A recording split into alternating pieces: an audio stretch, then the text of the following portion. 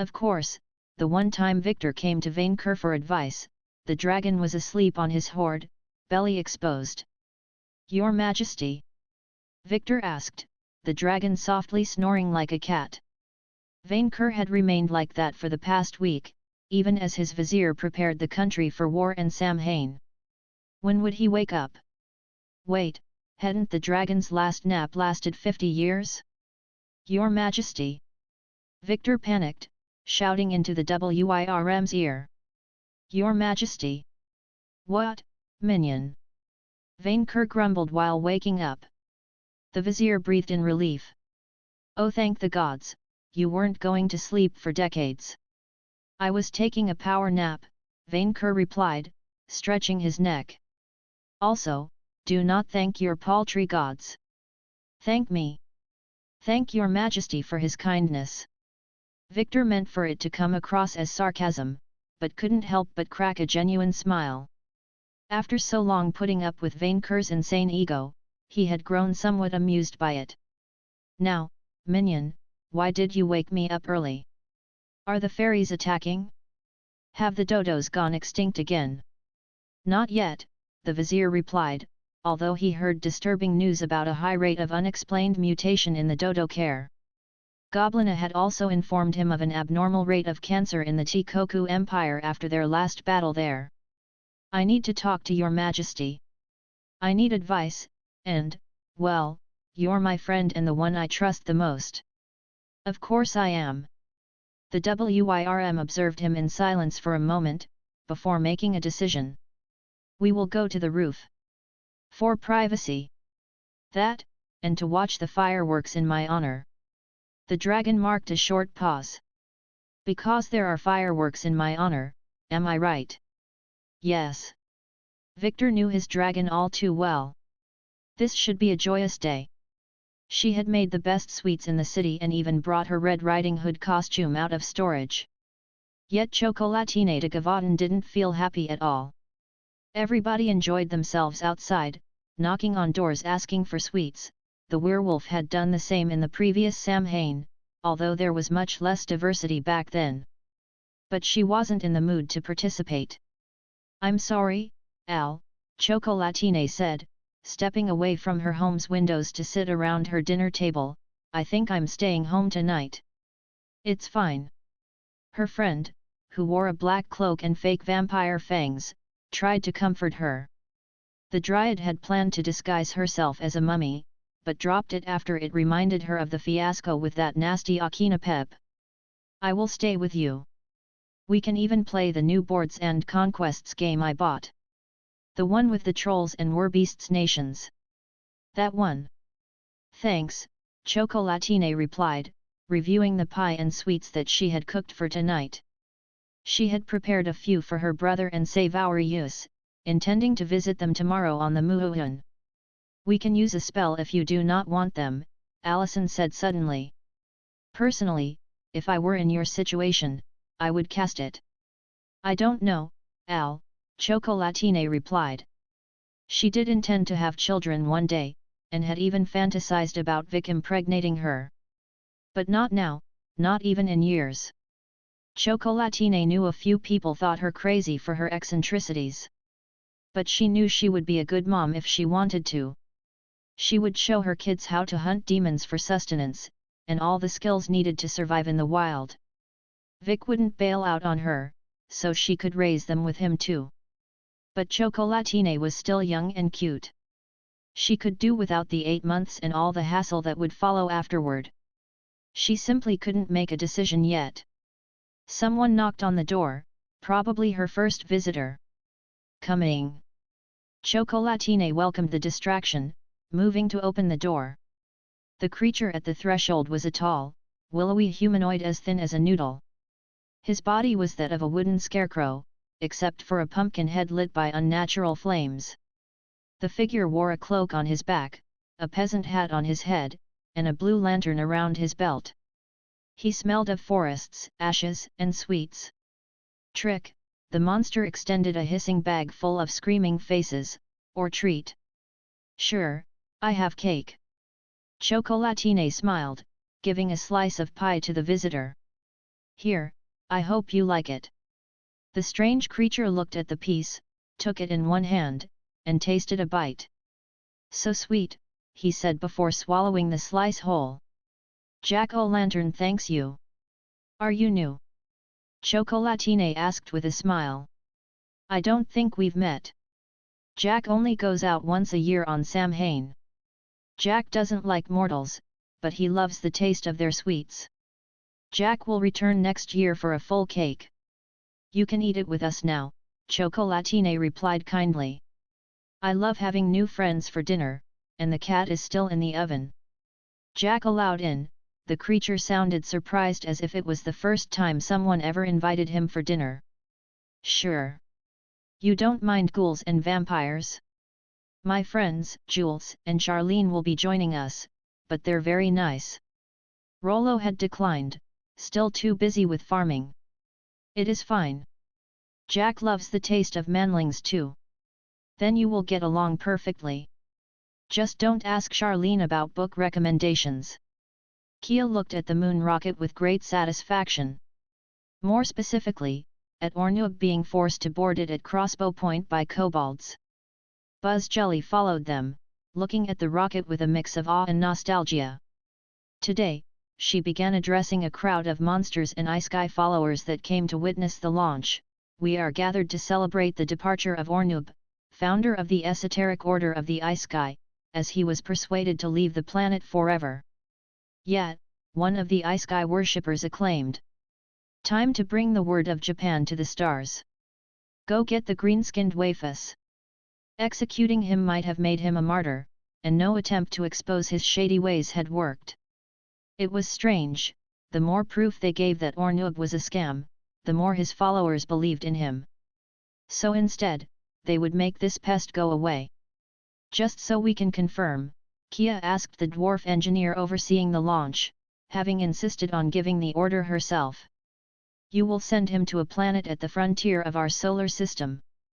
Yes, as far as the rocket can carry him. Which is the safest, most tested rocket we have ever designed. And he has no way of coming back.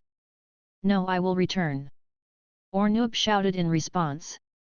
I will gather a harem of alien Wafus, and then build an army. Buzz Jelly leaped forward and hit the orc in the face. Bored, it ordered while bouncing back. Get sword rocket. But get sword. For country.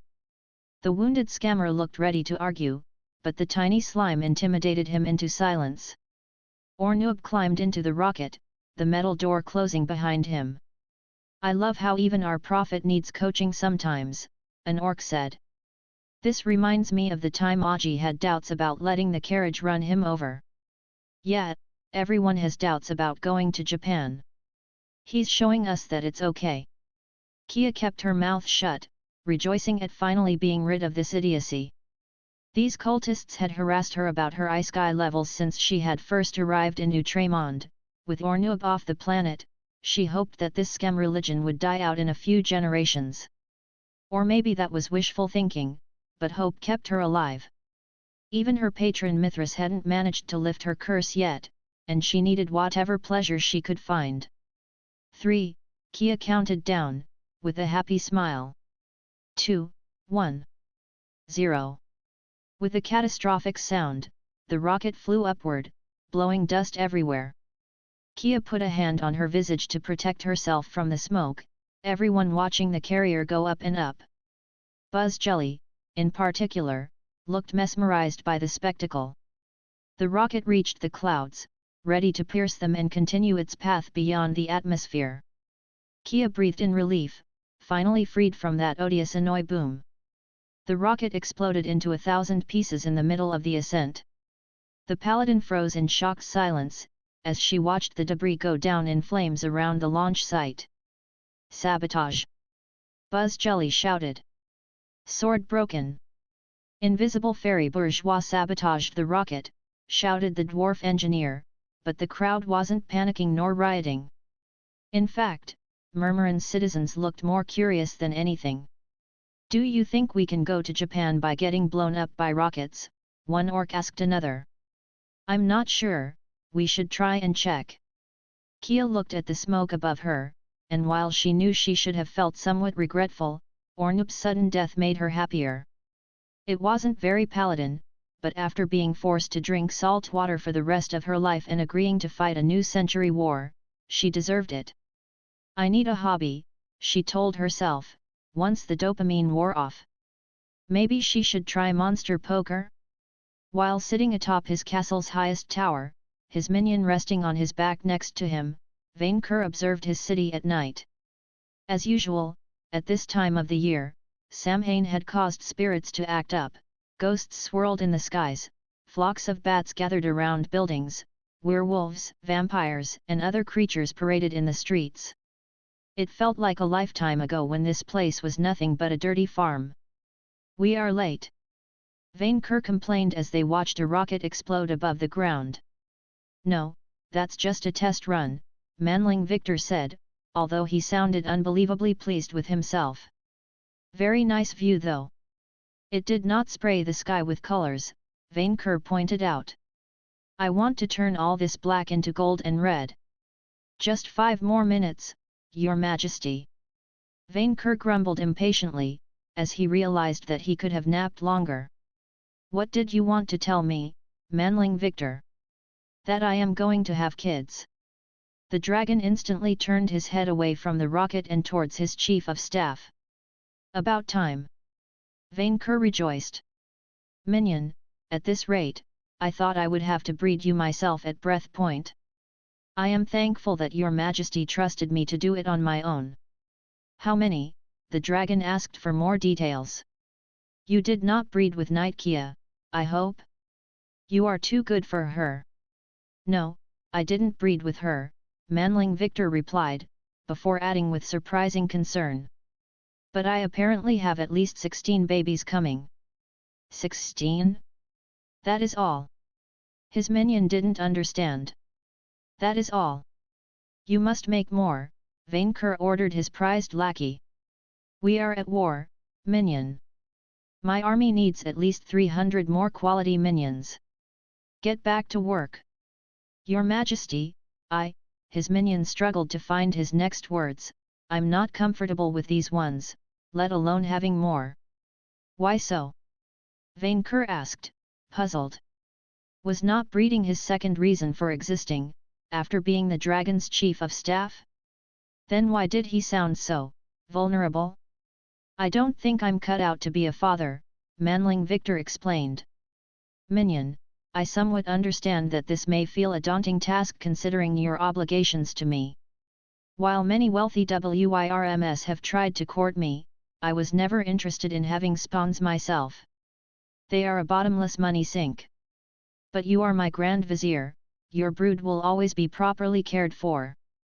As in, they would always get food and a minion job. I've got assets, connections, and plenty of magic," Manling Victor replied. "While Your Majesty only allows me to keep 1/10 of what I earn, I know I can provide for them. But I don't want to be just a breathing purse, yet, friend Victor," Vainqueur interrupted him. "How do you feel about this?"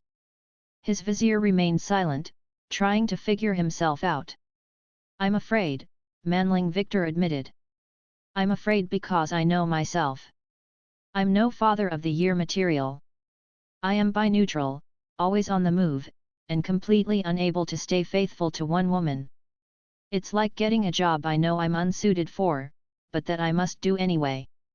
I'm afraid because I never planned for this, and it fell on my lap without warning." Vainqueur turned away from his friend and pointed at Murmurin. "Minion, look at this. Look at this place that we made." His minion did so, although his master's point escaped him. "Now, do you remember why I came here in the first place?" Vainqueur asked. "Your Majesty wanted a bigger cave to stash his gold." "Exactly. I never planned to rule an empire on which the sun never sets, but here it is. None of this was intended, but I have grown to love ruling this beautiful minion utopia all the same." "Your Majesty implies that I will grow to love my children, even if I never plan to have them." "I do, minion," Vainqueur nodded. His manling didn't seem convinced, so the dragon further elaborated. "Minion, children are like the gems of your hoard. You may have started gathering a treasure for the love of gold, but you have a duty to care for and protect your personal wealth in all of its forms. Sometimes you will feel that a treasure that a suicidal manling delivered is not up to your standards, or you do not know how to clean that platinum statue, but you have to take care of them anyway. Your Majesty lost me a bit with the analogy, but I think I understand the lesson, manling Victor replied. I have a duty to take care of my kids, and that even if I may not be the father they need, I should at least try my best. And that I may grow to like it. Vainqueur nodded. Take care of your hoard, all of it. Manling Victor's sad face turned into a smile. That is deep. I know. I rarely share my dragon wisdom with you, because you are almost the perfect minion already. And your Majesty is the best friend a manling like me could ask for. Who else? Vainqueur asked rhetorically. Now stop worrying about the future, and enjoy the moment. For his minions had finally decided to launch the fireworks. Both VNV members looked up at the skies, as exploding rockets sprayed the darkness with colorful smoke and lights. Vainqueur and Victor spent the evening watching the celebration in a happy kind of silence, until the dragon broke it. Not even the fairies will take this place from me, friend Victor. About that, your Majesty, manling Victor trailed sorrowfully. Do we really have to kill them all? What do you mean, minion? If they have souls and feelings now, is endless war the only way anymore? On a distant island, near the New World's coasts, a group of winged women labored on an ash-filled ground. They had worked for weeks, months, to dig out their buried master. Never once did they waver in their determination, especially after recovering their missing member. A woman named Sigrun gave orders, as they hit the volcanic stone with their spears and commanded ghosts to remove debris. Finally, the earth trembled, and they formed a circle. A mighty hand emerged in their midst, wielding a lightning spear. And thunder echoed across the sea. There was blood in the water tonight, and it brought a smile to his face. The world of men was such a dreadful place for a farmer like Mel Lin. He could feel the magic that fueled him slip away, and even the system didn't work on this side. The Pied Piper remained strong, but some of his perks refused to activate. How odd. It doesn't matter, he thought, as he glanced at the human corpses carried by the waves. The golems that had carried out the massacre stood over the bridge of a metal vehicle, floating on the water, a great whale of steel, used by the apes to spy and exterminate one another. The rift in space that they had used to cross the border between worlds remained wide open, large enough to make an army pass through. His sister Odiaz awaited on the other side, using ancient fairy magic to keep it open for the next hours. Long enough to move this whale to Outremont. What did the monkeys call it again? A Typhoon-class nuclear submarine. Fascinating. The mummy Akinapep, Sabler's envoy to his former allies, examined holes in the metal whale's hide. Beautiful. Indeed, Mel Lin said, peeking inside the holes to look at the giant arrows kept within. To think that they keep them in storage to gather dust. Well, if the apes didn't want to use their own weapons, the farmers would gladly requisition them. With the apple of knowledge to understand how to operate these arrows, they could equip his sisters Krom Kruik and burn all their enemies away. With the dragon's farm first in line. Lord Sabler demands retribution, Akinapep said. But this is the moment I have been waiting for. Lin asked, somewhat curious. I said I wouldn't wake up until doomsday o'clock, but I like to be early. End of Volume 3. Spoiler, VNV Stats Vainqueur Best Dragon Knightsbane Level, 75, Augustus 30/Witchfinder General 14/Kaiser 17/Dungeon Breeder 10/Geomancer 4, Type, Dragon.